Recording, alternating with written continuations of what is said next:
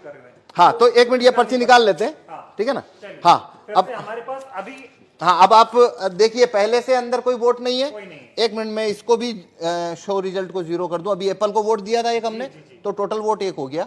अब वापस, हाँ, इसको मैं वापस 0 कर देता चलिए हूँ। स्टार्ट डेमो हाँ शुरुआत करते हैं और मैं अब वोट करता हूँ। हाँ, बनाना या वाटरमेलन किसी को भी। 3 विकल्प है हमारे पास। हाँ, अब मैं इसमें नहीं, अगर आप एप्पल को वोट देंगे, एप्पल का वोट तो ये चोरी करने ही नहीं वाला है। ओके, हमें दूसरों का देना। हाँ, आपको चोरी देखनी है तो आपको बनाना को वोट करिए या फिर वाटरमेलन को अब करिए। मैं बनाना को वोट करता हूँ। ठीक है, तो आप देखिए आप क्या पर्ची देख रहे हैं।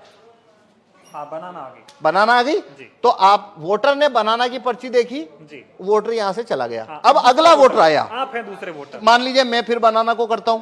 ठीक। मैंने बनाना को वोट किया। हाँ। अब देखिए मैंने क्या देखा, बनाना, दिख रहा है। तो मैं भी खुश हो गया। खुश हो गया मतलब सेटिस्फाई हो गया। जी, जी। मैं चला गया।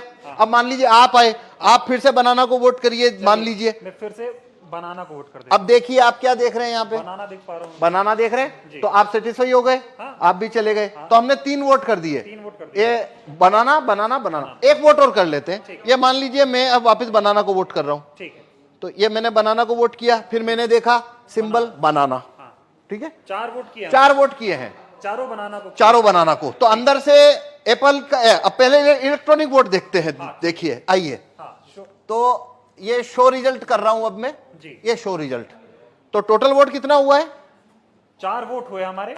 अब एप्पल को कितना मिला? 3 मिला हुआ है। कौन जीता यहाँ? एप्पल। क्या आपने एप्पल को वोट दिया? नहीं दिया। मैंने भी नहीं दिया। हाँ, सभी ने तो बनाना को दिया था। सभी ने बनाना को दिया। लेकिन यहाँ पे तो एप्पल जीत गया है हाँ, और बनाना को तो एक ही वोट मिला है। हाँ। तो अब हम देखते हैं इलेक्ट्रॉनिक वोट को कागज के वोट से मैच करते हैं, क्योंकि काउंटिंग के दिन भी ऐसा होता है। ठीक। ठीक है। हाँ। तो देखिए अब हम कागज का वोट देखते हैं। ये देखिए, ये कागज का वोट, कितना कागज का वोट है? 4 है। Total vote 4। अब देखिए यहाँ पे टोटल वोट कितना है? 3 एप्पल। नहीं, टोटल वोट कितना है? और यहाँ टोटल वोट कितना है कागज का? 4। एप्पल का कितना वोट है? 3। यहाँ एप्पल का कितना है? 3। और यहाँ बनाना का कितना है? ये बनाना का 1। जबकि तो चारों आप ने बनाना को दिया। तो आप 100% वीवीपैट की पर्चियों की काउंटिंग करिए। ये लो काउंटिंग कितने की करनी है, कर लो काउंटिंग। क्या आपकी चोरी पकड़ में आई? नहीं है अभी, लेकिन मांग ये हो रही है, जो विपक्ष के, जो इंडिया गठबंधन के तमाम नेता हैं, वो ये कह रहे हैं कि वीवीपैट की पर्चियों की 100% मिलान होनी चाहिए। मशीन की गिनती आप बताइए होनी चाहिए क्या?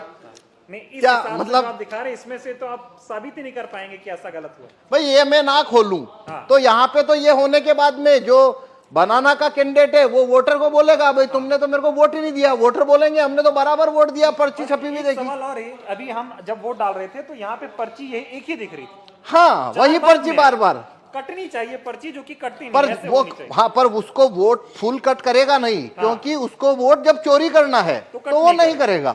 हाँ, क्योंकि वो फिर पर्ची वहीं दिखती रहती है। हाँ हाँ हाँ, ये सारा खेल है। हाँ, ये सारा खेल है। और ये इसको जिस सीट के ऊपर आपको वोट जितना चोरी करना है वैसा उसमें कमांड आप भेज दीजिए तो वैसा होना शुरू हो जाएगा। कुल मिला के साबित होता है कि ईवीएम को आसानी से हैक किया जा सकता है। आसानी से इसमें वोट चोरी हो सकते हैं और वो कभी पकड़ में नहीं आएंगे, क्योंकि यदि मैं ये खोल के ना दिखाऊं तो आप कभी नहीं, ये साबित नहीं हो सकता कि वोट चोरी हुआ है। चुनाव आयोग खोलने देगा नहीं आपको? तो नहीं, चुनाव आयोग तो छूने ना देता। हाँ, वो कहता है, वो जब लास्ट में काउंटिंग होती है तभी वो 5, हर विधानसभा में 5 वीवीपैट खोली जाती है। ठीक है। अभी ये बताइए कि 2024 का चुनाव, जिसे कहा जा रहा है कि लोकतंत्र और संविधान को बचाने का चुनाव हो रहा है, तमाम लोग ऐसा कह रहे हैं, अब की बार अगर बीजेपी को नहीं हराया, अब की बार सत्ता परिवर्तन नहीं हुआ, तो बीजेपी ऐसी पार्टी है जो देश में चुनाव ही नहीं होने देगी। इस तरह के सवाल खड़े हो रहे हैं। इस वक्त में, ऐसे हालात में अगर ईवीएम से चुनाव हो रहा है तो कितना बड़ा खतरा आप देख रहे हैं? देखिए, ये भारत में अभी सारी 545 लोकसभा सीट के ऊपर जो चुनाव होने वाले हैं वो वीवीपैट से होने वाले हैं। हाँ। सभी में कांच है, वो काला है। सभी में लाइट की अवधि 7 सेकंड है। तो मतलब ये अभी जो चुनाव है, वोट ईवीएम से चुनाव कराना, उसका कोई मतलब ही नहीं बनता। कोई भी मतलब नहीं बनता। जितना धांधली करना है उतना हो सकता है। 5 सीट करो चाहे 50 सीट करो चाहे 100 सीट धांधली करो, और वो कभी पकड़ में नहीं आएगा। इसीलिए हम ये, भाई आपने, अगर मैं ना गेट खोलूं आपको पकड़ में आ रहा है? नहीं आ रहा, किसी को आ नहीं सकता। मतलब सारा खेल इसी काले शीशे का है, ये जो हाँ, लगा हुआ है। हाँ, तो इसलिए हम कह रहे हैं कि देखिए, भारत के अंदर सिटीजन के पास कोई ज्यादा राइट्स तो है नहीं। वोट वापसी के कानून, राइट टू रिकॉल भारत के लोगों के पास नहीं है। जूरी में आने की पावर नहीं है।